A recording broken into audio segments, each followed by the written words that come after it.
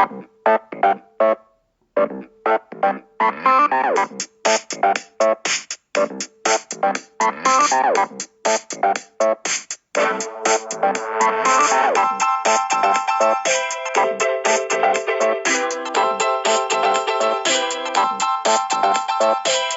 to Different Gravy, not just another Sheffield Wednesday podcast. I'm one of the hosts, Richard Miller, and my co-host, a man of many names, the thin white Luke, Luke Ellington, and the grand old Luke of Yorkshire, to name but a few. But you and I know him as Dr. Luke Gledall. How are you doing today, Luke? I'm very good. How about yourself, Rich? Not too bad, not too bad. I definitely feel this, for me, is like the week where the novelty is wearing off in this this current situation, this new normal, as people talk about. And to be honest, you know, as a chubby fella, I'm really, really missing McDonald's. I would love to have a McDonald's right now. See, I have it here in the not quite lockdown, but basically almost lockdown kind of province of Alberta in Canada. We're not there yet, but well, yeah. I'm hearing some noise. You know, I've got these sources that McDonald's might be returning next month. Ooh. So what a fine treat. A week of just purely eating McDonald's morning, noon, and night is going to ensue, I think, to make up for lost time.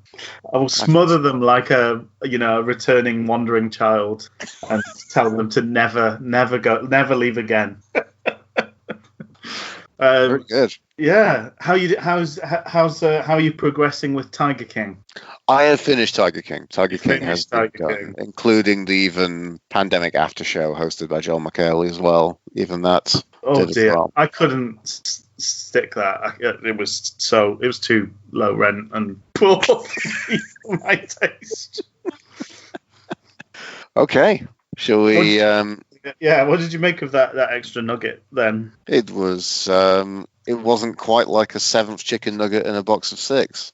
Unfortunately. Did you laugh at my joke retrospectively about the linking it to Sunderland Till I Die with the limping businessman coming and taking advantage of a failing business? I did think that was very funny. Yeah.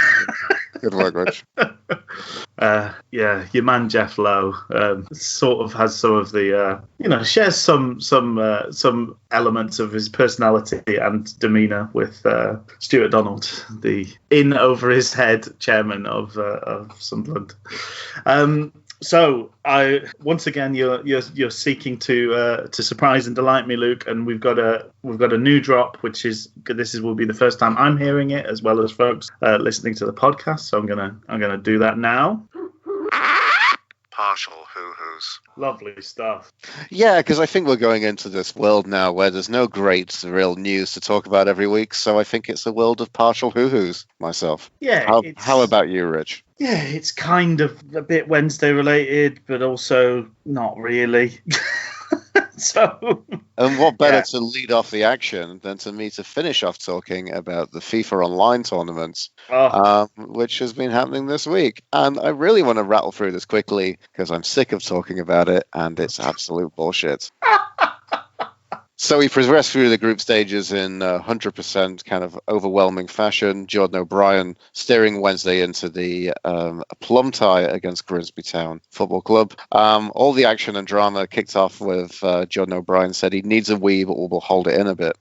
Not to kind of be a bit spoiler, but there were some kind of technical difficulties with this. So the man was holding his bladder for a good hour. I mean, I don't think that's very good for him. Just vaguely related, the comedian Sarah Pascoe has a pretty funny bit where she talks about she read Tony Blair's autobiography, and apparently there's a technique of you don't before you do like a piece of public speaking or something like that, you actually choose not to go to the toilet because it kind of, I don't know, adds to maybe the adrenaline and gives you some performance boosts. Really? It's also something apparently David Cameron believed in as well. But she said she tried it and ended up with cystitis, which made her really angry all the time. Which then maybe explained why Blair turned to war, had to act out because of his holding in too much weight. But what effect did it have on young Mr. O'Brien? Actually, he managed to, really waltz away with the first game. Win the day. He managed to win the day with a big. I think it was 5-1. Oh, I think it was. No, 4-1 the first game. He's pretty much trounced everyone he's come up against, hasn't he? Largely, with the exception of Jordan Willis from Sunderland. Of course. Last week as well. So some funny little bits I'd like to kind of pick up on here. He revealed he watched some footage of his opponent and knows how he loves his possession. So there we go. Doing a bit of research. Old Jordan Bielsa. He's been watching the tape.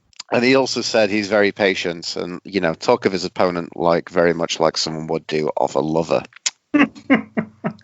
Very good. So Windass hat-trick as well within that 5-1. The bod gets the ball.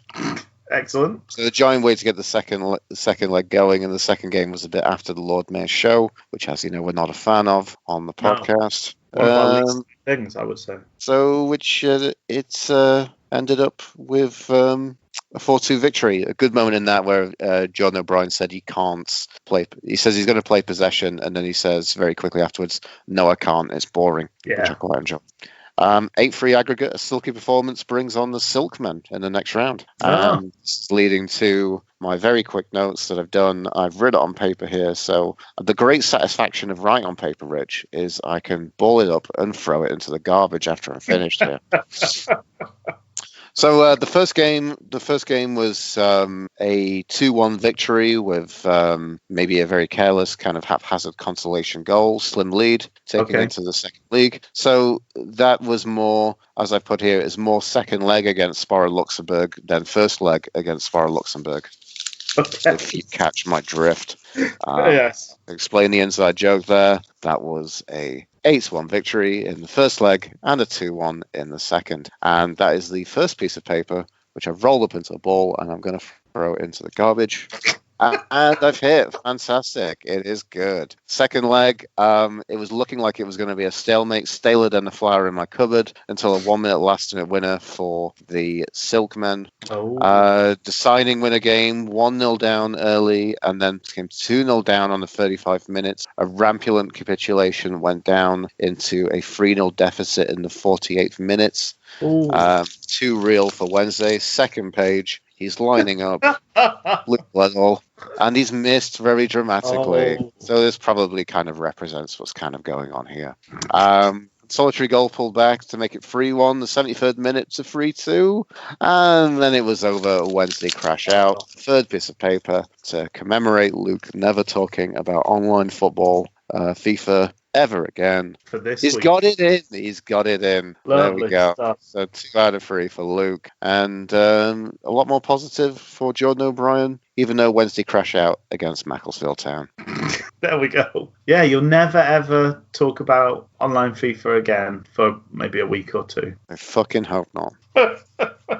The other bit of partial Wednesday news as well, I don't know if you saw this, Rich, but the Wednesday media team did a very kind of sweet little interview with the players on how they're training for them. Yes. Did you see that? Yes, I liked it. Would you like me to regale you with my notes? I would love to hear your notes, please. So Liam Palmer, the Workshop Express, is lucky to have a few pieces of equipment in the garage. One thing I really enjoyed, Rich, was did you enjoy seeing the players outdoors in their gardens and their brickwork of their houses? That was quite nice. I just liked the whole thing. It was nice little, well put together little video, and get a little glimpse into some of those relationships that they have in the squad. Dawson basically not liking anybody very much.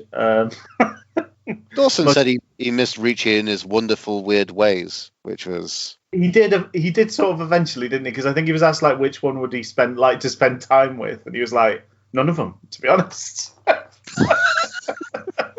Who would you like to be in quarantine with? I think was the answer. He's like, none of them, to be honest. And then eventually he's like, maybe like all of them would be better than just one. Which I kind of know what he means. Did you enjoy the fact that Tom Lees is hilariously most active on WhatsApp? Yes. So what's maybe I don't know, but do you find it funny that like he finds it difficult to talk in real life, but yet he's like he can't stop talking on IM Messenger apps? Do you think after he's like bundled a ball straight into the striker and given away another goal, and we go down to another loss, he's he sits there in the dressing room not saying anything, and then he gives them what for in the WhatsApp. Do you think that's what happened? Possibly. Maybe I'm going to say anything now, lads, but I'm going to make myself known on the WhatsApp what my feelings are. Please check it out. I'm imagining him now like as some great kind of Shakespearean bard, only he's got like a tablet, which he's basically kind of like writing it out on the tablet, and then it's converted to WhatsApp for everybody. Maybe that's it. Maybe he just needs his like little inkwell. Maybe this is it. Maybe Tom Lees is a far more distinguished character than we can imagine. Rather than kind of previously, I think a lot of people just painting him into the kind of James Milner of the Sheffield Wednesday club. Yes. Well, like James Milner himself, who seems to, have a bit of a sense of humour about, the public persona of Milner. He, he indulges in that, doesn't he? He does. The Murphy twins are hanging out together. Murphy twins are hanging out, and Jacob Murphy says he loves playing Monopoly Deal, which I've never heard of. Have you heard of this, Rich? Have you heard of this game? Vaguely, I think it's one of these sort of variations on Monopoly to make it slightly less endless and tedious. It's a game that I find by and large is kind of the die is rolled, figuratively, not literally, fairly early on in terms of who's going to do all right and who's going to do poorly. And then it takes forever for that to kind of come to fruition. Oh, good stuff. Good stuff.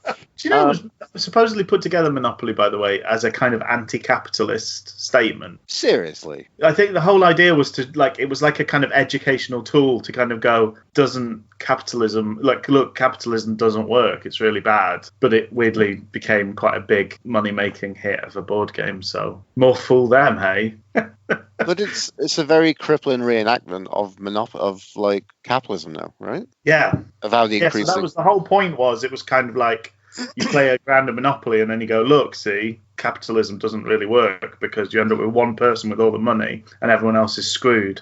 But then weirdly it became a big hit of a board game, so probably made the person millions. So Murphy loves playing Monopoly Deal with Mojo. Who is Mojo? I don't know. Is that Moses Odebajo? Maybe. That's the only person I can think it is. We don't really have anyone who's MJ, do we? That would maybe fix it. Mojo. I don't know. I don't have the encyclopedia of how to create uninspiring sporting nicknames on me at hand, unfortunately. That does make sense for Odebajo, doesn't it? That does make sense. Yes, so. And Jordan Rhodes. And he said, because we love playing that. I know. You really missed Jordan Rhodes as well. That was really sweet. I thought it was weird. Like, the thing I liked was, it was... I don't know. The negative of that, you say, well, there's a lot of cliques in the dressing room. But I don't really know. It's kind of a bit... it felt a bit cryptic if you would try and... Yeah. Because everyone seemed to enjoy a little bit of someone else. So it seemed nice. It made me feel nice about that. And also... So Fernando Forestieri saying Nuge, is that Nuyu? Yes, I think so. I think so as well. Those two seem to get on swimmingly, and they said they'd be watching like a Spanish telenovela on Netflix together. I love the thought of them. Yeah. Well, I think that's just the nature. I think everybody just seems to love Big Dave, don't they? It's one of those things that just seems to come down to it all the time, doesn't it? He seems to just be a real character around the place. Mm. He does. I mean, he's a man who looks like he'd be quite pleasant to hog, I think. I think so. I can agree with that as this podcast often does, straight into the homoerotic. He looks like a comforting presence. And the fact that he seems to be a sort of fun chap on top of that. What a guy. Big Dave. What was I going to say? Yeah, with Mojo... my brain kept getting stuck down the cul-de-sac of Maurice Johnson, who was one of the very few players to cross the old firm divide. But as far as I know, doesn't play for Sheffield Wednesday at this point in time. And it would be quite weird for those players to be contacting that kind of 50-year-old man who's unrelated to them in any way. Excellent. But maybe stranger things have happened. And maybe with our aging football squad, he's just what we need to get us over the line. And the rest of, I don't know, maybe he's effective as any of us in this rest of a 19 to 20 season, which seems to be continually trundling along as we see the Belgian and Netherlands leagues being cancelled. And the Scottish League has kind of been given the okay by UEFA to cancel, although they haven't made that decision yet. They wouldn't be penalised for doing it, so that they might go that way as well. Because Scotland have said no kind of public gatherings over a certain size till September at least, which makes things very tricky time-wise. I do wonder what's going to happen. I mean, we've speculated enough. We don't need to spend too much time on it, but I do wonder how long it takes for push to come to shove, because I think losing the remaining sort of half a dozen games of this season must surely come second to ruining next season, for teams that are so reliant on ticket money to keep going. There's such a giant knock-on effect with all of this. I mean, that's the thing. Like, well, we're going to finish this season, and I'm like, well, what about next season? What happens to next season? Well, blah blah blah. Yeah, no, it's just we're all just making up as we go along, aren't we? Really, let's be honest. Yes, that's the truth. This podcast. Who's that guy? We keep thinking of new things to do with the podcast to fill our time, little projects that we sort of set ourselves. So if you've nothing else, Luke, I think that we should sort of tee up the main matter for the day. Are you happy with that? I am indeed.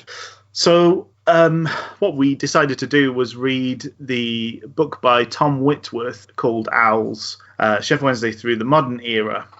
So this is effectively really taking a look at, for you and I, kind of are the main chunk of football that we've kind of been aware and around for. So kind of dropping in the 90s in detail, and then following that through to the sort of the playoff final in the Championship against Hull. So that's kind of the spread of history that's zeroing in on. So I don't know. We're not doing a book review necessarily, but we'll probably will make comments on the book as we sort of go through. And I think we're just going to sort of see how we get along. So in terms of the first chapter really is a sweep through pretty much 100 years or so of history, probably more, zeroing in on little details, and then decades passing in a couple of sentences at other times. But kind of laying the themes of the book, which is a lot around sort of financial prudence and the relationship that financial sort of controls have on the success of the football club. Would you think that's fair to say? I think so. I think the interesting thing is that, this is pretty much our kind of, I find it funny that this is for both of us, about the time we've kind of come into that young age of being cognizant of football at a greater deal than probably are when you're just enjoying kicking a ball and maybe playing Sunday league before the age of 10, and you kind of reach that age of 10.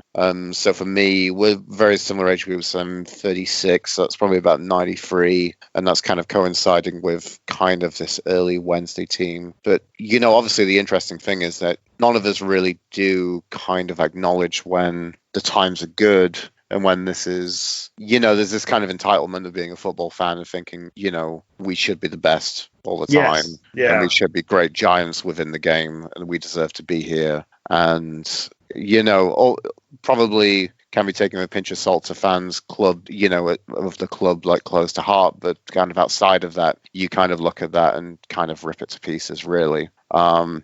And maybe sometimes, where there's only kind of fleeting moments of self-awareness for the collective of fan base of a group to say, it's not actually how it's all supposed to be all the time. Yes. So I think it's interesting that it does actually kind of, for people like ourselves and of this age group, it dovetails quite easily into like the peak and then that decline from the peak that has been seemingly nearly 30 years in the making now. Yeah, I sort of noted, I think, that the author must be very similar ages to ourselves, because he mentions he was 14 in 2000. So that was, I sort of thought, probably about, maybe a year or two away from ourselves. So it's nice to see those kind of shared experiences and zero in on that period of history where, as you say, by and large, we were alert and showing a bit of a deeper interest. But I also think a natural thing maybe not a natural thing, but a thing we both kind of experience is sort of peaks and troughs in terms of that interest. I'm interested when we get to certain bits of the history, how sort of keyed in you were in, because you had a sort of period of time showing, kind of cut off from things. But in terms of the book, so we had that first chapter kind of rip through an awful lot of history. Second chapter is a very sort of sobering and damning account of the Hillsborough disaster. And that's something that's tied up later in the kind of concluding bits of the book as well. It kind of bookends the story. I don't know that there's a particular amount to say about that, but if you've got notes, do feel free to burst in. But then we move into where we really zero in on the history. The third chapter is talking about 1990, 1991, the League Cup final, and that's where we start to pay a lot of attention to each season, really. That's what the book's about. It's about this period of history. So the bit beforehand is kind of a bit Wikipedia-ish, just kind of reeling off lots of stats and stories from the early days.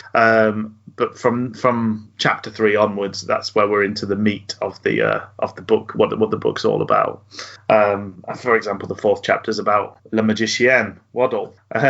So what were you sort of thinking? So in terms of 91, 92, 93, that's when I sort of became a Sheffield Wednesday fan around that sort of time. I remember 93. I wasn't present at the final, but I was certainly aware of that happening. I think 91, I wasn't so much. I think for me as well, that was a similar deal. I remember also actually, the funny thing is I was chatting with my eldest brother who helped kind of source this book. I had a few kind of access issues and had it kind of gifted to me from my brother, which was nice. So I managed to get that read for this podcast today. And, I remember the fact that my eldest brother, Andy, was actually was supposed to be going to the Wembley League Cup final in 91, but actually had to have his appendix out.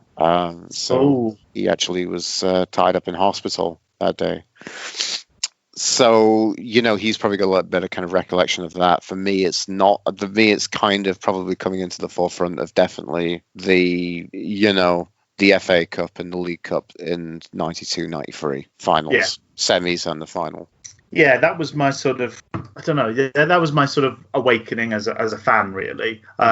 I think in terms of my sort of wane, I was still, I was always interested, but I think kind of end of school, university sort of time, I was paying less attention. I think I do remember sitting, I'm torn whether to kind of go through the chapters as they fall and keep ourselves on I think we should, because I think it's just to kind of talk about, it's kind of a bit like Chekhov's gun. The gun in the first act has become something in the third. So I think it's keen to kind of look at how historically, because I think we're really building, it's like you're building a house out of debt, basically. Yes. The bricks are loan notes from the bank, and it really is, the 90s are really very much establishment of coming up into the time of the point of near Wednesday's death, which I think is something that we can probably talk about, probably was something that we were there for. We can remember quite clearly.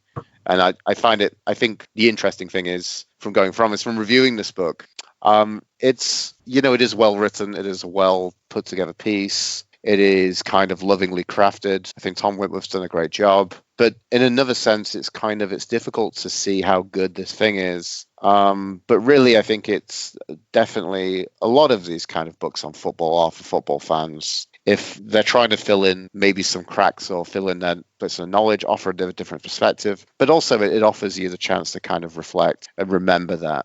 And I think that's the thing that's powerful for this book for Wednesday fans, is that you can remember those moments and you can remember those signings and those events. And I think we need to kind of look at this chronologically. So I think I think it captures a good period, and I think it's important to look at those phases, as it were. Yeah, no, it's interesting what you say, and I think I think where, as you say, it is well written, and it's sort of, there were times where I was really, sort of dragged along with the narrative, and I kind of had, late nights sort of finishing off chapters and things like that. But I liked more of the kind of colour around the edges that I probably was less aware of. So sure. So the talk of the mole in the camp that Trevor Francis had. So there was somebody leaking sort of reports from the dressing room to News of the World during Trevor Francis's time as the manager, and it's like, I didn't really know about that. Maybe that's common knowledge to other people, but that was kind of intriguing to me. But it maybe got like a couple of chapters, not a couple of chapters, a couple of paragraphs, and then there's not too much extra around it, which would have been intriguing to kind of. Sure. Francis says, "I know who it was." Well, I think the interesting thing is, I think for a lot of this, it's interesting to think about. To the credit of Tom Whitworth, he's managed to get time with, lots of characters. The interesting thing I found was, just to kind of jump ahead to the end, was, he was thankfully said, here's my list of thanks, and he listed all the people pretty much who he's managed to chat with. But it's interesting that I think there are two very big figures who interviewed, who were very much kind of spoken to, from what I can kind of tell, who I think it feels like original material, and that's Lee Strafford and David Pleats, in my opinion. Right, yeah. I thought it was interesting, like near the end, but anyway, it was kind of talking about look over, like he interviewed Frankie Simek, and I don't remember any quotes from Simek whatsoever. So I thought it was interesting that they've had that conversation, and he's probably said there's no great relevant information to give towards this story from this. I did. I said several never even get more than a passing mention. So yeah, Simek is mentioned, but there's no quote from him. There's Trond Egil Saltved, who again I don't think is ever quoted. Petter Rudy, I think does get quoted slightly, but Kevin Summerfield I don't think gets quoted. So lots of the people he spoke to, or several people that he spoke to, didn't get much of a look in. Which is, I suppose that's just the nature of it. You talk to people, and I mean, I've never done anything like that as like the book as a project, but kind of schoolwork and things like that. I suppose you do questionnaires, and some of the time it just doesn't go anywhere. I've done bits of research where the answer's not what the answer's no or whatever. It doesn't actually produce anything positive. But I suppose it helps hopefully to round things out. And I find interesting the concept of, like, if you're writing a book, how would that kind of work? How would that work with interviewing people? How are people predisposed to kind of give a certain amount of information? So it's interesting for someone like Pleat, who's, I imagine, long retired at this point. He probably doesn't feel like he needs to kind of, he can probably be a bit more honest than maybe someone else in different position. I think Lee Strafford was someone who would like to be as transparent as possible. So it's interesting to kind of look at those two characters and think, yeah, that's the reason why they're kind of coming out and being interviewed and being very forthright about a few things. Well, it's interesting. So let's let's not jump ahead, but yes. I find there's two pivotal figures, obviously, in that sort of period of time. Pleat is prior to that. Pleat is very much a kind of man of the 90s. But sort of post relegation, Lee Strafford is a massive figure. Dave Allen is a huge figure.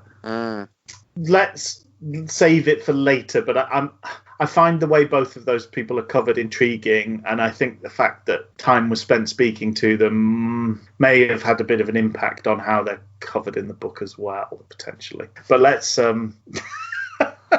let's save that. We'll bury that lead for now. And so, in terms of the kind of the heyday, the glory days, what were the things that sort of stood out to you? So I sort of said that that information about the mole was kind of interesting to me. And there's also, prior to that, the previous chapter talking about the cup final in '91 and the surrounding things. There's this massive scandal of payments going out to players and not being accounted for, and things that should have been taxed. And it seems like basically between Wednesday and the FA, they kind of agreed to just not make a thing of it. Yeah, I didn't. That was something I kind of glossed over, I'm going to be honest. Accountant's investigation found how since at least 1985, loans totaling over 250,000 had been made to various players. This was when a year's wages for the majority of players was 30 to 40,000. There have been instances of undeclared payments to players or instances of non-payment of tax on such things as £3,000 of carpeting paid by the club to a retailer on behalf of one employee. But there was sort of a discussion with the Dave Richards sort of said, I spoke to somebody at the FA about it, and then the person at the FA said I didn't speak to him about it, and then they had a closed doors meeting with the FA, and it was like, we decided not to do anything about this, so it's all right. It was just an intriguing little moment, particularly as Mr. Richards, seems quite the politician towards the end of his time involved at Sheffield Wednesday. He ascended several boardrooms and seems to have been quite good at, through whatever means, kind of climbing that greasy pole that we talk about and climbing aboard the gravy train. What bits sort of stood out to you from that time prior to the beginning of the fall? So I think the big thing that kind of hits me about the 90s we talk about, I talk about that gun in the first act is like very much of the focus is always on here's what the players were signed, here's how much they were signed for, here's a correlation with the wage bill, here's what the money was taken out. But the interesting thing I always find with that is you come in very much in the late 80s, because I think they're basically talking about the building blocks of that early 90s team. Yeah. And not to jump ahead, but to just say when Pleat comes in, it's about how are those gears trying to be changed. How is that kind of the old guard trying to be phased out? And that's an interesting focus. But to talk about the players that are coming in, so constantly on a season review, you're looking back at those names and you're remembering those players. And the interesting thing is that late 80s to early 90s, there was some incredibly great signings. Yes. These were real building blocks of that Wednesday era. And it just seemed like, I'm sure there were a lot of there were some bad signings, I can't really comment about that, but I'm sure obviously that there are going to be some bad signings. There always are. But, the fact that at that era, there's so many brilliant pivotal signings made for bits of money, which are a fair chunk of money at the time, but really before the Premier League kind of starts to kick in and starts to kind of grow. I feel like a little bit like this is going to be a really terrible analogy here, so get ready, folks. Everything's this kind of weird little gizmo or mogwai, and you're feeding it, but this time it just grows. So this debt and this money, it just slowly kind of creeps up to become this absolute giant monster, as it does. Which really starts probably with the relegation to the second division and deciding to kind of keep the squad together, keep the high profile manager and get straight back up, which we managed to do. But that's where serious debt started to mount. And the club's relationship to credit changed significantly. And I suppose a big part of it is you wanted to be, I'm sure there was a huge clamour to be one of the teams in the Premier League when it started, because as we touched on, the money, even though it pales into insignificance compared to what it is today, at that time was just staggering. It was completely life-altering money. I guess to be in that club. Yeah. But I guess the thing is, the interesting thing is I didn't really have as much knowledge of the transfer market. You don't have that great contextual awareness of football at that time. You just, as me and you have been concerned, it's just we're only really concerned about Wednesday, even though there is that kind of weird era where like my dad used to buy me these kind of like betting books or they're like football stat books, and I used to love them. I used to like pore over how many, I knew how many goals that like Matt Letizia scored at Southampton, and including him to all some of the lesser kind of 90s football names. It was probably a lot more interesting of an era in terms of kind of competition at that time. The thing I wanted to kind of say was, so we've got those early signings, but every year as it progresses, it becomes this like I believe Hindus have like a chant which is Om Mani Padme Hum, which if you do so many times it makes people clean. This is like an opposite type of litany. This is a litany of bad footballers that we start to come in that actually makes all Wednesday fans depressed. If you got your rosary beads out and did 108 counts and mentioned Andy Hinchcliffe, and players like this, then you would clearly put you into a path of depression, that I'd say, and probably put some kind of it's the closest thing to a very kind of weak-dicked black magic, kind of, so to speak. Don't you think that the sort of crushingly depressing, there's certain things that just happen again and again, yes. And I don't know whether this is the case at like all football clubs outside of a very, Man United's tale of the noughties will not be this, but the combination of we could pay serious money and get a good manager that would genuinely add to things, or we can take the easy / cheap option. Time and time again, we went with the easy, cheap option. Yes. We got rid of personalities and brought in no marks or gambles, but always it's cheap. It's the cheapest option available. And Pleat is one of those. Yes. Pleat, we could have had Houllier and we end up with David Pleat. That sort of choice and the people who made that choice, it's Groundhog Day. It happens almost every time we appoint a manager. The names mentioned are serious, progressive forces, and then we pick an ex-player who would do it. So the other thing that keeps happening, is player-wise, you can pay a bit more for a sure thing, or you can cheap it and take a gamble. And we take the gamble every single time, and it fails every single time. The signing of Francis Jeffers happens so often through the history. It's like an echo. It's happened 7 times that we've picked the Francis Jeffers option. It's crazy. It's a bat sonar of mediocrity. It really is.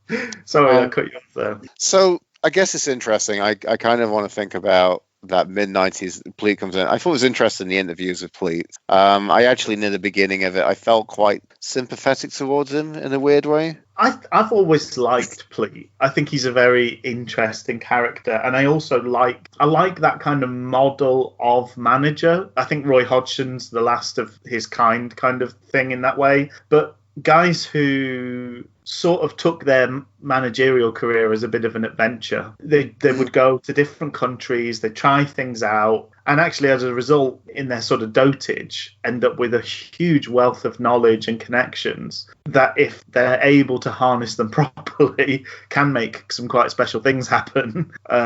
What's not touched on in the book is the sort of litany of people that we were linked with or had trials of under Pleat and didn't sign, because I think there's quite a who's who.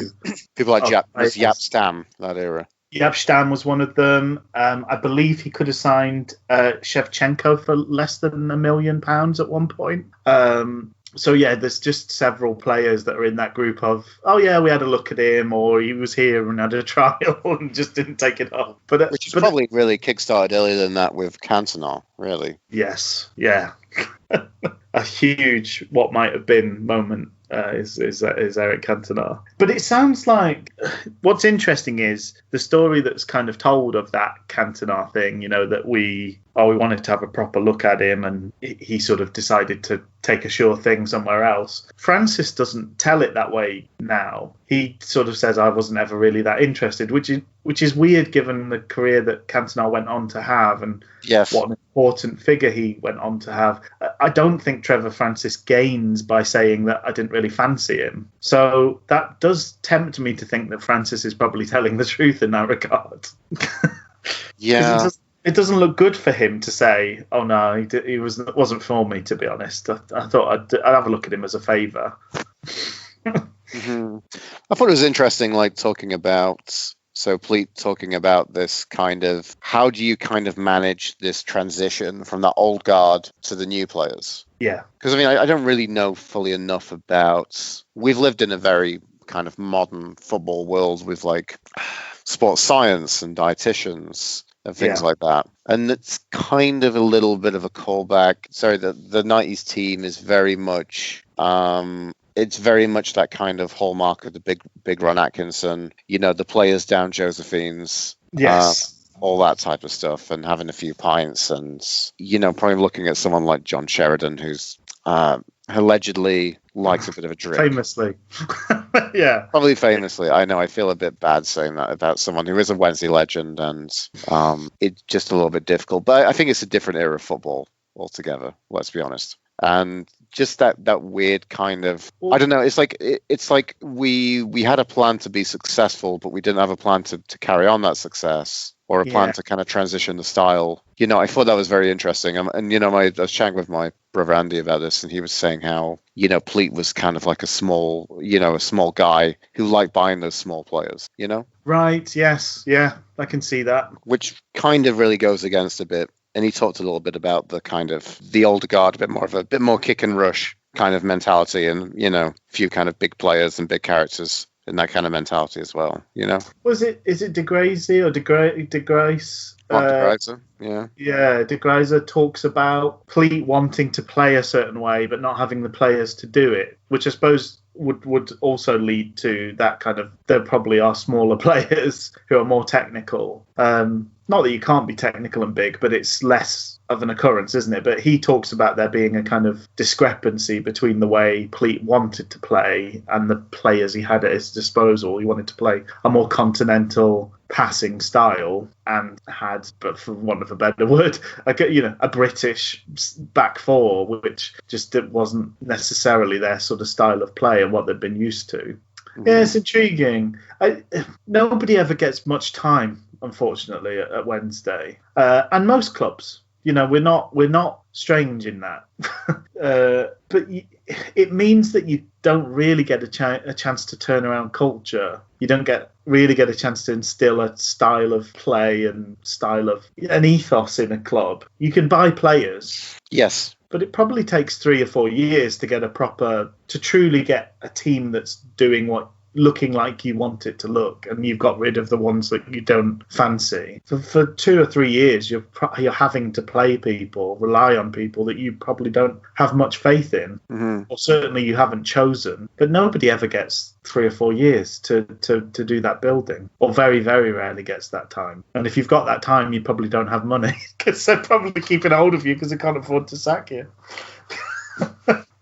So, I mean, I guess the interesting thing is it's this slow trading down of talent from that early 90s team. And, there's a few kind of stars and a few bits on the way. Reading about this, the hits still hurt, basically. Yeah. And the dealing of Di Canio and just some of the transfer dealings and how... I mean, the thing that kind of strikes me is there's this influx of money, and transfer fees get towards probably a little bit of what we kind of see and kind of feel now, even though it's more inflated again, really. Yeah. But it kind of feels like we start to get into football players going for millions, millions as plural, or 1.5 million. These kind of feel like kind of transfer fees that kind of sound about right for the amount of game and the amount of, talent. But there's a lot of really bad signings, a lot of bad, costly signings. And then players leaving on Bosmans and players leaving, Di Canio went for 2 million, which was a giant kick in the teeth because that was so poorly handled. 2.5 million loss as well. Carboni going for very little as well. But that is, I think reading it through, I think Pleat was kind of a gamble, but probably a fairly good one. I think probably, I don't know. It feels like, so reading it through now with kind of the benefit of hindsight, it's hard to know whether Francis was right or not in trying to break up that squad. Because Pleat came in and felt, actually, it would have been better if we'd done it quicker. So this is the breaking up of the... Yeah. But then he still seemed a bit conflicted of saying, well, I could have still kind of had some more parts of the old guy.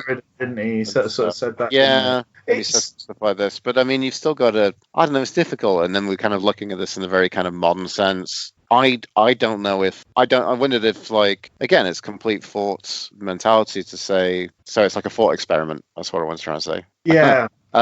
What would the achievement of each of these of each of these managers be for their long-term vision? Do they have a long-term vision? And what would it be when we get there? And what would we have to sacrifice to get there? Yeah. See, I think that's the overarching question to fast forward to, today's days. Like, we don't really know what. No. We never know what Gary Monk's long-term vision for the club is. No. It sounds like it's a good thing, but, to get there and to make the sacrifices, I think it's been very costly for the sacrifices that he's made this season. In terms of actually right now, we've got a bit of an old guard. We've got an old guard from the Carvajal era, which hilariously is the end of this, book. Yes.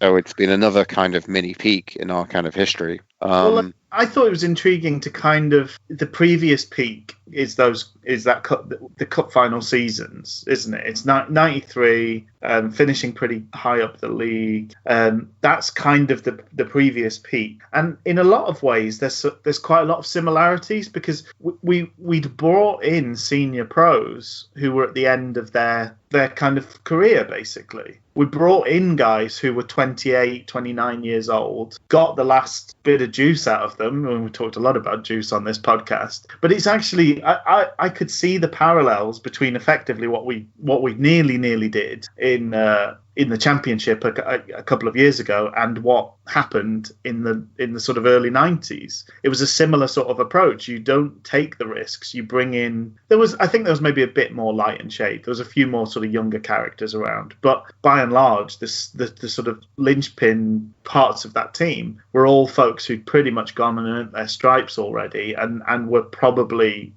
much closer to the end of their career than they were to the start. But then you've got the same issue that we're living through now is, well, what do you do with that? You can't sell those players. Nobody wants someone you don't want them anymore because their legs have gone. So why does anybody else want them?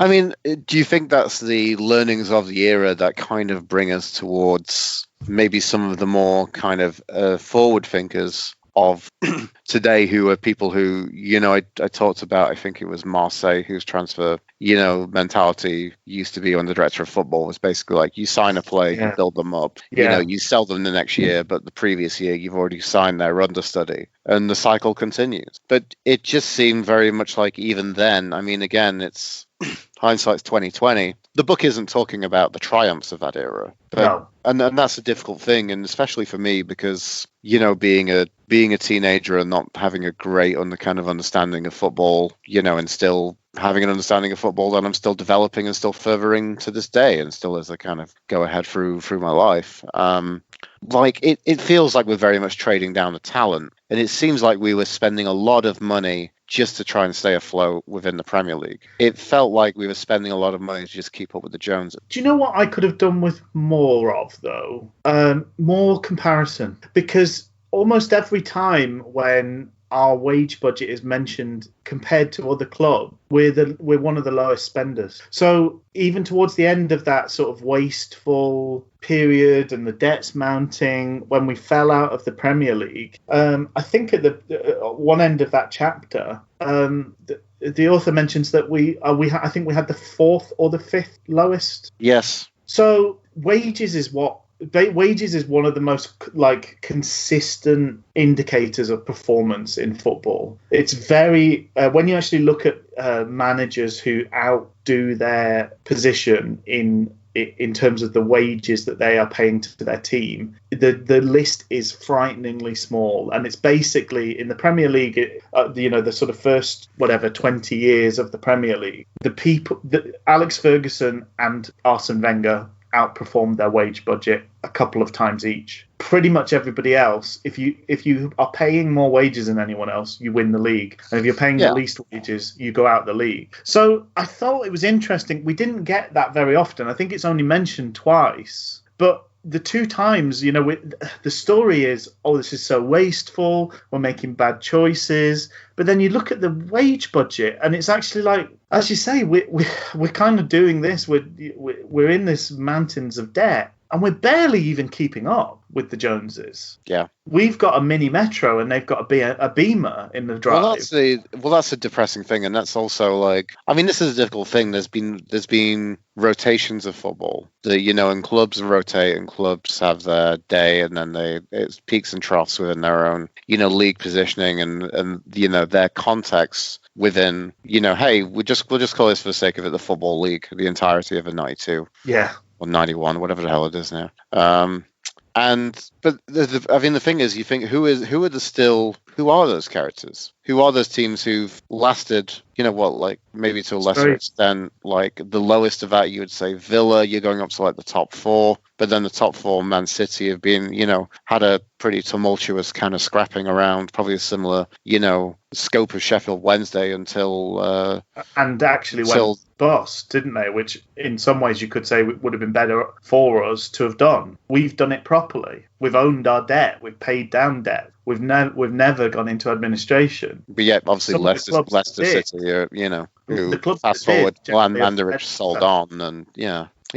So there's only 6 teams that were ever present in the Premier League. Do you think you could name them? Manchester United. I'm slightly worried that this is old now. Manchester United, Liverpool, Arsenal, Tottenham Hotspur, Everton. Am I on 5? I think so. Chelsea's one of them. Chelsea.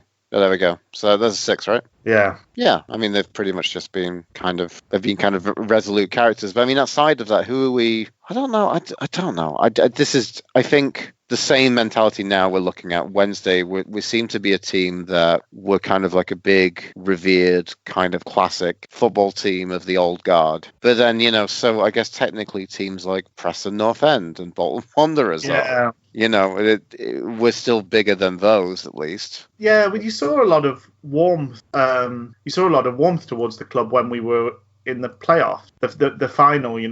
Most folks wanted us to be the team that went up because we were, one of the original teams in the Premier League. We do have that history, but it doesn't count for anything, unfortunately. No, the thing I wanted to kind of say was there seems to be a very much, and as I'm looking at this, there's a very much there's a very much mentality of we're underperforming commercially as a football club, really. Yeah. Getting those revenues in, and that's the thing. I mean, if we're putting ourselves into a lot of issues to keep up with the Joneses, I don't know. It's worrying and it's depressing. And I guess that's still the tale now to a certain degree, right? Yeah, but I wonder what that is. I wonder why that is, and it's a thing that has lasted longer. I mean, one of the other things that the book does is kind of tell the story of the city of Sheffield alongside the story of Sheffield Wednesday in particular. So the economic sort of story of the city and the attempts, and some of them successful at regeneration, plays side by side. But it's not. Sheffield's not more depressed than. It's not like the most depressed city in the country. I think having 2 teams obviously doesn't help in terms of revenue. But that's a consistent thing, is we don't make as much money from our fans as most other clubs do. Mm. And obviously the current chairman, Chancery, has attempted a solution to that, which is just charging more to get into the ground. Because if you're not going to sort of spend money in the ground or on merchandise or whatever, then we'll try and make it what we can at the first point of purchase. Yeah.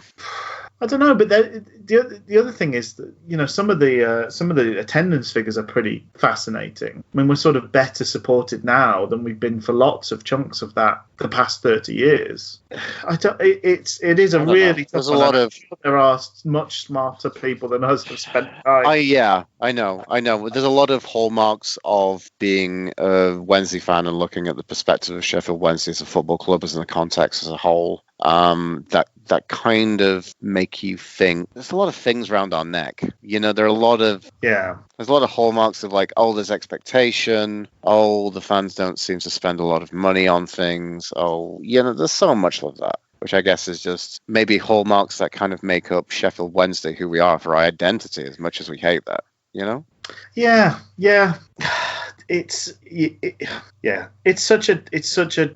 As I say, it's one of those themes of the whole history, isn't it? And it's probably one of the hardest to solve, but it underpins everything else. But the thing is, most football clubs are losing money. Even in the Premier League, they're losing money. I know, as we're finding right now, it's causing a disaster for a lot of football clubs. And then I think it's the difficulty of football clubs kind of owning up to, having to shed this image. I think it's a difficulty of, looking at some of these Premier League clubs of basically saying, well, look, we would like to furlough our staff and use the government's money. And then people coming out and saying, you're a huge club with lots of money. You shouldn't be in the position of doing that. But it's put a lot of clubs in very precarious positions. It's a strange thing that the pressure on players to sort of defer wages and things like that has been interesting to see. But then, as you say, these are businesses, and by and large, they're failing businesses on most standard measures. But that all this extra money is poured into football, but it's gone straight out again. Wages have just got bigger, transfers have got bigger, the bubble has got bigger, but nobody really seems to be making cash out of it, other than the players, I guess, and agents maybe. But clubs aren't making money, so the model is not working. Whether this is the reckoning, the moment that sort of means the model gets corrected, I don't know. And how disgustingly and awfully apt is it to link this back to Sheffield Wednesday, that the custodian of this time of basically piling on more debt, Dave Richards, gets himself a cushy position with the Premier League. Yeah. Well, and that, all the kind of murmurs and rumours and whatever is that played a big part in what we did in response to Di Canio pushing the ref as well. Right, so his politicking forced our hand and left the club, much, much poorer as a result in terms of the playing staff and financially than we should have been. I mean, 11 matches, okay, it's a chunk of a season, it's about a quarter of a season, but it's sort of nothing at the same time. Especially a guy that signed on a 4-year deal. He could have just taken 11 matches and gone, okay, fair enough. It's so funny how undramatic the actual response from the powers that be was. And we didn't challenge that as well. I mean, we could have challenged it and maybe got it dropped to something less. So, to throw away £2.5 million, so much kind of, lose so much face. And I think probably it wouldn't have helped with the dressing room at all, because to see the football club sort of act in that way and not protect the player in any way would make you question your employer. If this is we liken football to other areas of work, and to see the club in no way stand by their employee or offer any assistance would make you sort of question your loyalty to them and question how much you care for them. So all of the costs, tangible and intangible, for 11 matches, it just seems such an enormous waste. Amidst lots of other waste, but that it's a crazy one. I was trying to sort of seek out the mention of our sort of budget compared to other teams. As I say, it doesn't happen that often, but it was when we fell out of the season we fell out of the Premier League. We were the 4th lowest wage bill in the Premier League that season. And I think when Alan Irvine got relegated from League One, it said we were 5th lowest. So these things, decisions are made, and some of these things are surprising. Some of them are unfortunate, but some of them are also, they kind of tell their own story. So I don't know. I feel we could. Sorry, to lighten things slightly, Luke. Sorry. Are you familiar with the phrase "you can't have penny and bun"? No. There's a lot of kind of very, very strange kind of northern quips from Dave Richards. That odd penguin of a man. Yes. It also, it maybe seemed a little bit made up as well. Dave Richards is once said to have remarked, that's quite spurious in terms of a link to an actual quote. So just sort of moving through things, the so we kind of had the heights of the sort of the early 90s.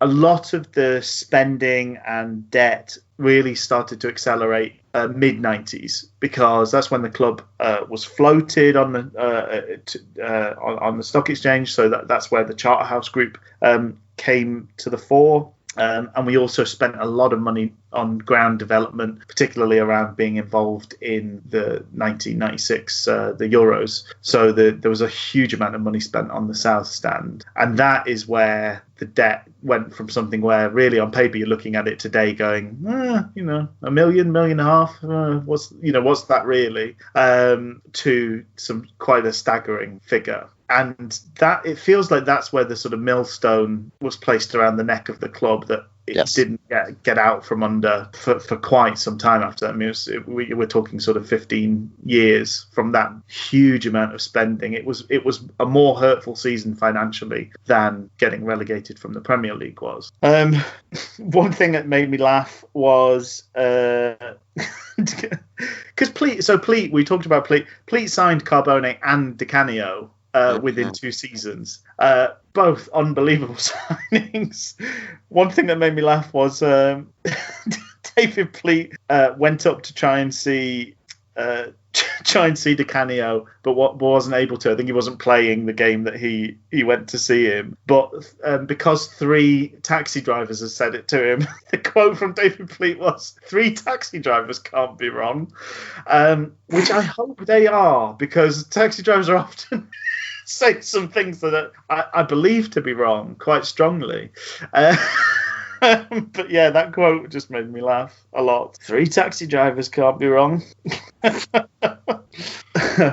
Were there any bits that sort of stood out to you sort of around that period? I don't think there was. I thought it was. I think I've already talked about it, just basically that changing of the old guard. Yeah. A little bit sad that, John Sheridan just kind of left one day, like he did every day, and said that was it. There was no goodbye for John Sheridan. Yeah. And it's a little bit heartbreaking. It's very sad. And I believe a similar sort of thing happened to Kevin Pressman when he left as well. That yes. For all his years of service, there was no real fanfare. And I remember, to kind of jump ahead, but it's not really covered in the book, how Strafford did. I remember Lee Strafford saying at the time he actually offered a testimonial to Kevin Pressman, but I think really enough time, tried to kind of repair that. I think that was something that he was aware of from his time of being a fan, that was something that was kind of a miss from how that was handled. And Pressman kind of turned it down, I think, basically because it was just seemingly too much time had passed, and maybe it was no longer a good idea. Not knowing what Kevin Pressman's that is, but sad, very sad. Yeah, I think as well he'd sort of had enough time to become a character at the sort of next club he'd been at as well. Do you know what I mean? I think, time passes, and those things have to sort of happen within a certain period of time. Mm-hmm. Constantly linked with Bobby Robson. That's another feature. We were linked with Sir Bobby about 5 times during the period that the book covers. I'm just trying to sort of pick my way through things. I thought it was interesting. The bit I kind of wanted to come into was transitioning on to Paul Jewell, who's another person who seems to be interviewed quite a bit, I would say. Paul Jewell was 35 when he managed Wednesday. I know. What the hell? No wonder he was, getting in trouble with the tabloids for recording sex videos.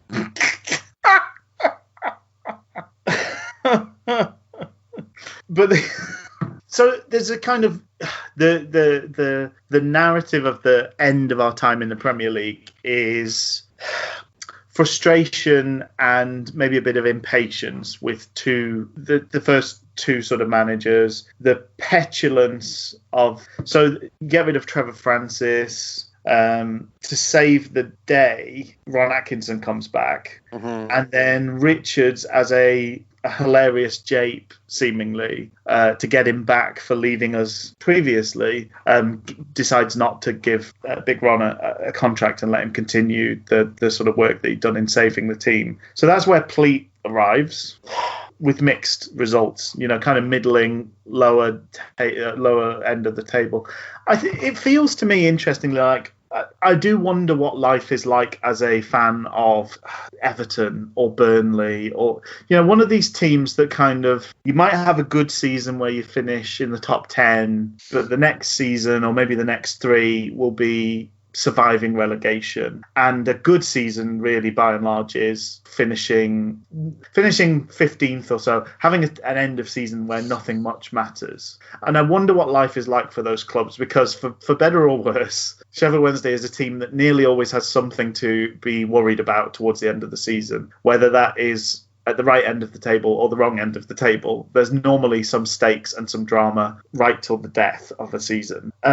And with Pleat and the sort of results he turned in his 2 seasons, we could have been that team. But I think it was before we knew that was a kind of okay thing to do. Mm-hmm. Instead, we've been on this crazy roller coaster. But, with a lower end of the table wage bill, finishing in an unspectacular position between sort of 10th and 15th is kind of as good as it gets, by and large. Unless you're very lucky, it's as good as it gets. So it's obviously now there's huge financial rewards to being one of those teams. The least you make in a season is 100 million or something like that, isn't it, in the Premier League? Mm-hmm. Then it wasn't quite so lucrative, but it was relatively a huge amount of money for different positions. I think at one point they talk about a slip in the last game in the season costing us around $500,000 in terms of the difference between 2 positions.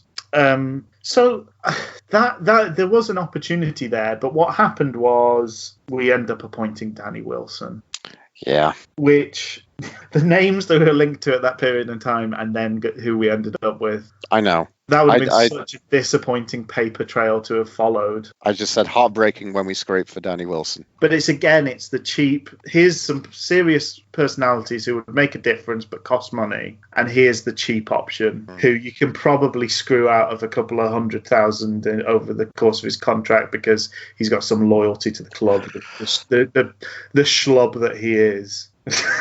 It's what happened, it seems, with Shreves. It's what happened with Yorath. It's what happened with Turner. That's the real beginning of the end. A man who was massively out of his depth and couldn't cope with his 2 talented Italians that led the line. Mm-hmm. And it all just fell apart from there. there was a bit where just made me laugh. So it's sort of talking about there was a point where there's a group of MPs, four Sheffield MPs, talked about issues they had with the club. I think they were sort of grilling somebody. I'm trying to think what the context was again now. Was that including David Blunkett at the time? David Blunkett at the time, yes. So they criticised Danny Wilson, and the bit, it just made me laugh because Wilson's response to them was great. One of his better moments that season, in fact. I think it's just pathetic timing, he said. If they want to keep blasting their mouths off, I can't do anything about that. But I have got better things to do than to get involved with a slanging match with MPs. I would have thought people of their stature would have known better. I'm really disappointed by the whole thing. And it just made me laugh because it was like, if that was one of the better moments of his season. I know. Those were dark times. But I don't. Is literally just the most. I think it's immensely disappointing that he is a player who we've ruined any stock of his background. And also I think he's done that further. Well, I think coming to Wednesday in the first place is the first thing. Yeah. Any future memory is then impaired heavily by him managing Wednesday and then him going to manage United as well. It's I don't know, but I don't think. I think that last one doesn't really happen if you don't do the second one. Yeah. I don't really understand much about Danny Wilson I don't know. Maybe I wish I could go back and kind of like see a bit more directly of his teams and how he was kind of playing the game and et cetera, et cetera. But I don't know. He just seems a very angry man who likes to run his mouth off, a lot of the time. I don't think several players are quoted as saying that he just had nothing about him. And that's true. It doesn't, nothing ever really kind of comes across about him from the snippets we see. No. But I think Wilson at the time, we just kept making this. We've done it several times, but we kept making the decisions of a manager who has had success at a small club, and I know Barnsley fans might take issue with that, but they are. Kind of pulling together that, that kind of team spirit and us against the world mentality at a small team seems to be something that several managers are capable of. Going to somewhere and building from scratch, or not, and starting from scratch with a kind of established unit, some bigger names, some splits, whatever else that you need to deal with a bigger club, bigger personalities, is a completely different thing to manage. So in Danny Wilson, we took someone who'd kind of gone up and had that one season, fell out again with Barnsley, took the gamble, failed. Learning nothing from that, we did the exact same thing with Paul Jewell. Paul Jewell had taken his Bradford team that was made up of odds and sods and weird characters, and Stuart McCall was kind of their figurehead. I mean, he is a man made of knees. And that was like what the football club was built around. And then parachuting that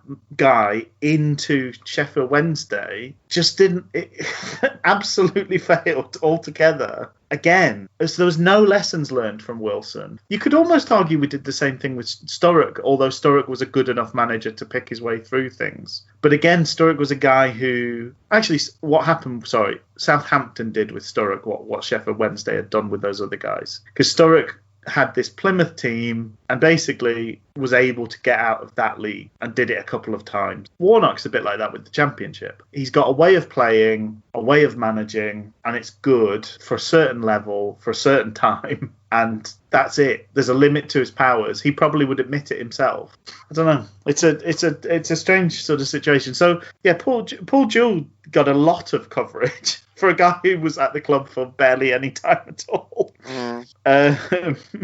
But the funny thing I found with Paul Jewell was the brilliant clip, author. That season he had a player on loan called Con Blatsis. Paul Jewell. Who? Author. Con Blatsis from Derby. Jewell. He wasn't there when I was there. Author. He was Australian. His first game was at Huddersfield. Jewell. You know what? I do remember him now. There you go. That's how good he was, wasn't he? I'm ashamed to say that I can't remember a lot about him, to be honest. That made me laugh a lot. I think I would have liked if the tail end of the book was lots of transcripts of the chats. I think that would have been quite enjoyable, actually. I think that would be fantastic as well. And I did write that. I did sort of make note of one of Jewell's quotes because it was almost sort of biblical when he was talking about some of the characters in the dressing room being difficult to cope with. Don't get me wrong. The problems were with every player, and it's easy to say that the foreign players were the cause, but that wasn't the case. They didn't all speak with foreign tongues. That just made me laugh. That was very good. But yeah, I did enjoy that sort of back and forth with the author and the chatting. So chapter 9 is called Adjusting. Mm-hmm. Follows our fall from the Premier League. Chapter 10 is about Dave Allen, affectionately or irreverently known as Uncle Dave to some folks. Dave Allen, when asked, do you want to be chairman of Wednesday? I bloody don't. But then he was for several years.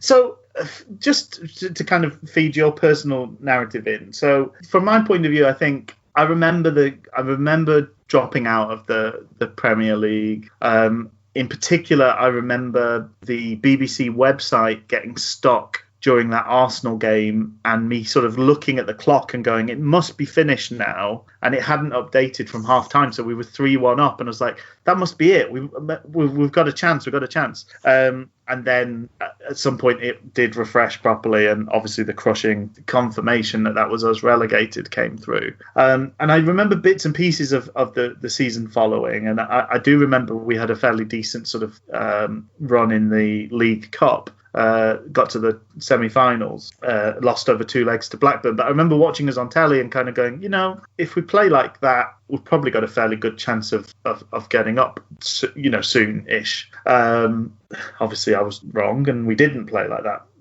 most of the time. But for me, my interest waned a fair amount, and I then became a sort of awful superfan during the sort of time in League One. I sort of picked things back up again then, weirdly. That's just how life circumstances sort of fell in. And the most I managed to watch Wednesday was Sturrock's first season. But for you, where did your sort of interest wane, and where did you pick back up? I'm just interested as where Dave Allen sits in your mind and your personal. I don't really experience. have any reference to David. Dave Allen was kind of really about me kind of getting back in at the probably, I think we're looking 07, 08, 08, 09. Prior to that, he's timing. just. So interestingly, he's present, but he's absent. Yes. He's doing. He's also batting his eyelashes at me and modelling his own kind of exile, really, after mine. He's doing his own kind of. He's doing his RC sabbatical, basically. Yes. Yeah. Dave Allen's RC sabbatical, I think, is the episode title. And he would, by all accounts, some sort of artiste. I didn't know that he was.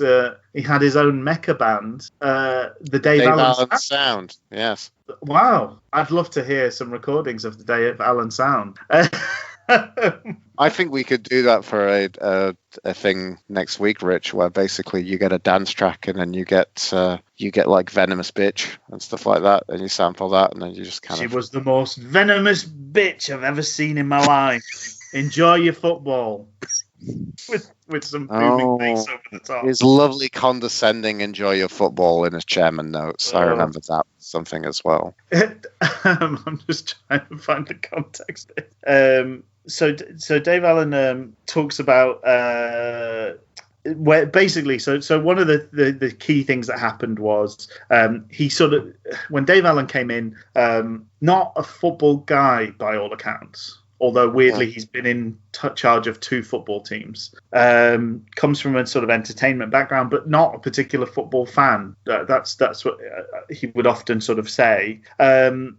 He and a couple of other board members kind of consolidated a chunk of shares, but had too much, so they didn't want to offer all the shares. So they gave a portion of the shares to a supporters group, which ended up being called Wednesdayite. And Alan is quoted as saying, definitely the worst decision that was ever made. Not the worst decision he ever made. The worst decision that was ever made. There's no qualifiers there. So that is, bigger than, I don't know, whatever, denying Hitler access to art school. This is it. As far as bad decisions go, handing 9.46% of the club to the fan group is the worst decision ever. And I put down hyperbolic even for that bitter prick. So this is where I found it intriguing a little bit, because we have a chapter on Dave Allen. So he gets his own sort of, the chapter is named Dave Allen.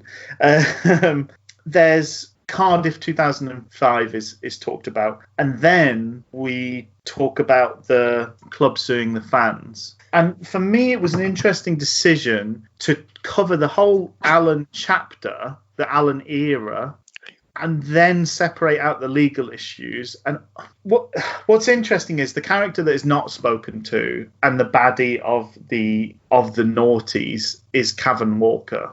Yes. Yeah. And certainly from the outside looking in, Cavan Walker and Dave Allen were quite the duo. They are not separate folks. They came in together. Cavan was doing the bidding of Dave Allen. And it's weird that it's almost like I do wonder if slightly the author's been charmed by Dave Allen to an extent, because I think he's shielded from some of the worst criticism, and I don't know that he deserves to be shielded from that criticism. How did it read to you? Because that's what I was intrigued by, because I thought this whole episode potentially for yourself is actually, you'll not obviously know of it in the way that, so much of the history sort of gets passed down and around. But was a lot of it new details to you? I think it kind of fell into the already image I kind of had of Dave Allen. I think the interesting thing I kind of want to say is, a kind of slight positive, as much as I can dare be ever positive a bit about Dave Allen and Dave Allen's time,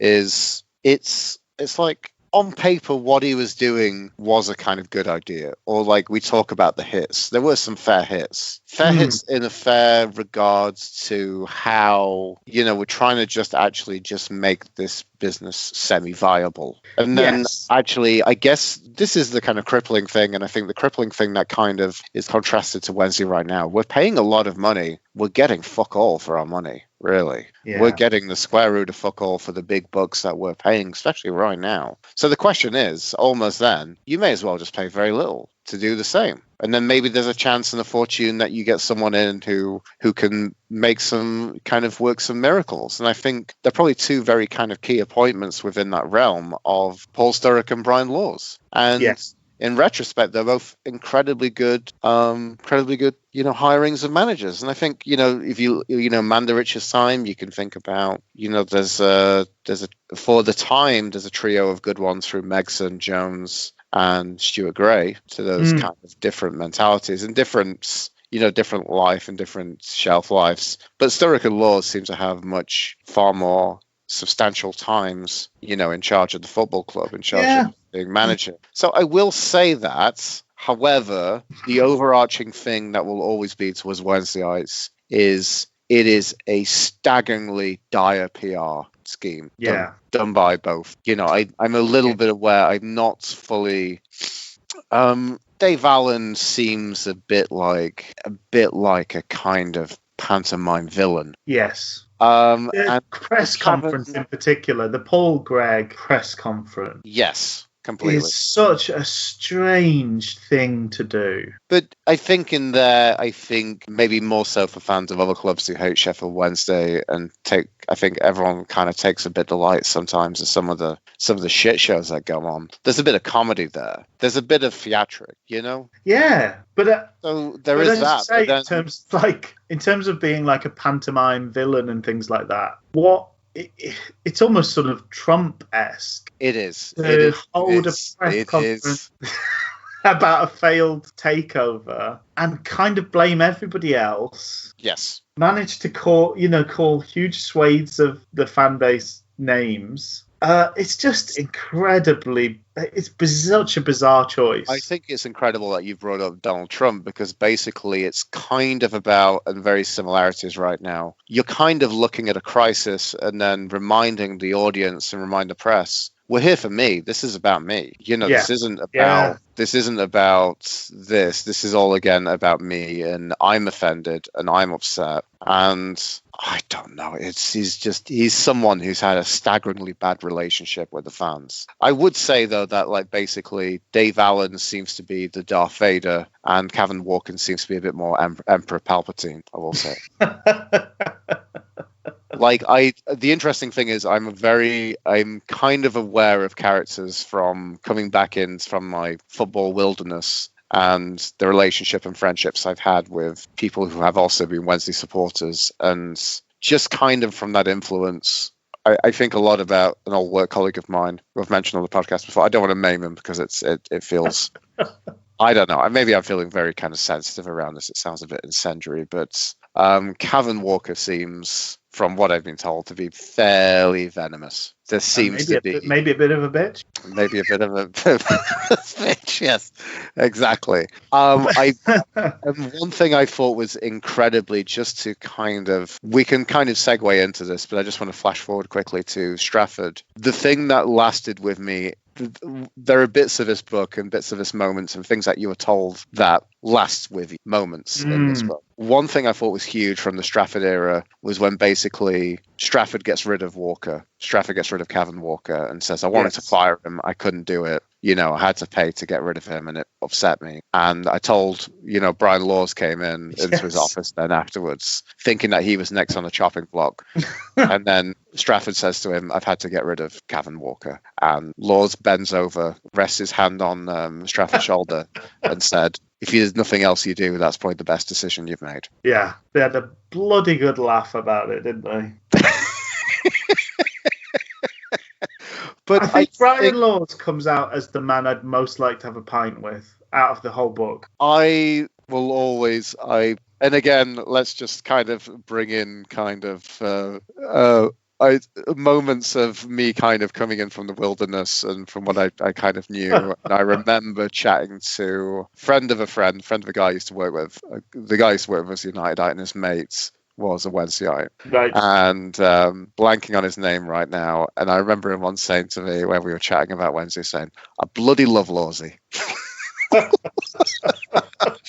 And I think that kind of sums it up. I think it's just to go back to great appointments. I think if you're hiring managers with your hands tied, and maybe they're kind of callbacks to certain eras, much like Laws is, because he's lived that life on the club. Yeah. Sturrock is very much one of those kind of managers. Like, if you have managers with as much character and as much likability as those two, then I think that goes down so hugely well with the fan base. And definitely. I mean, Brian Laws, he's a man who can jump over canals. I think that's interesting, isn't it? Because if you think we seem to weirdly have picked managers in a similar mould all the way down the ladder. So Danny Wilson, Paul Jewell, Paul Sturrock, and Brian Laws were all kind of really they had success at one place, and they did it as a kind of band of brothers, shoestring, work with what you've got, but build a sort of unbeatable, never say die team spirit.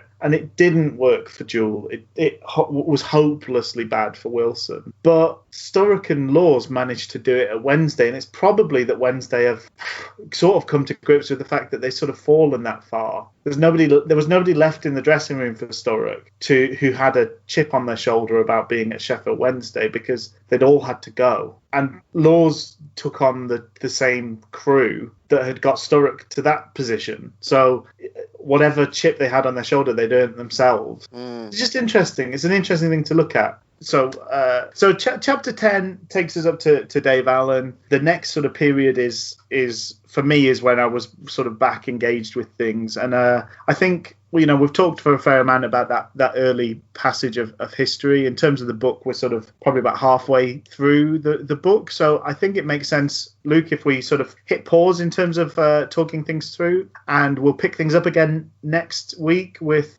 Chris Turner's kind of rebuild and then the work towards promotion out of League One. I hope people have enjoyed this. It's been sort of interesting to talk it through with Luke. We didn't envisage having a sort of book club when we started the podcast, but maybe that's where it ends up. We'll do a James Patterson next. But for now, I'm going to say cheerio, Luke, and wish you well, and hope you have a good week. And folks at home, look after yourself, stay safe, and we'll talk again. See you, Rich, and see you, everyone. Have a good week. Cheerio, Luke.